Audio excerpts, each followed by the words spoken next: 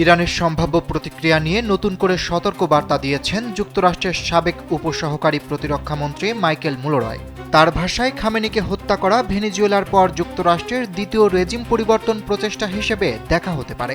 তবে ইরানের পরিস্থিতি ভেনেজুয়েলার তুলনায় সম্পূর্ণ ভিন্ন বলেও মন্তব্য করেন তিনি।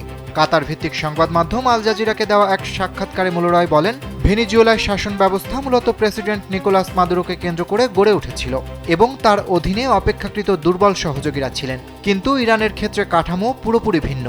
সেখানে সুপ্রিম লিডার থাকলেও ধর্মীয় প্রতিষ্ঠান, সামরিক বাহিনী, ইসলামিক রেভলিউশনারি গার্ড এবং গোয়েন্দা সংস্থা সহ একাধিক ক্ষমতার কেন্দ্র সক্রিয় রয়েছে। তাই সুপ্রিম লিডারকে সরিয়ে দেওয়া হলেও তেহরান যুক্তরাষ্ট্রের দাবির কাছে নতি স্বীকার করবে এমন সম্ভাবনা খুবই কম।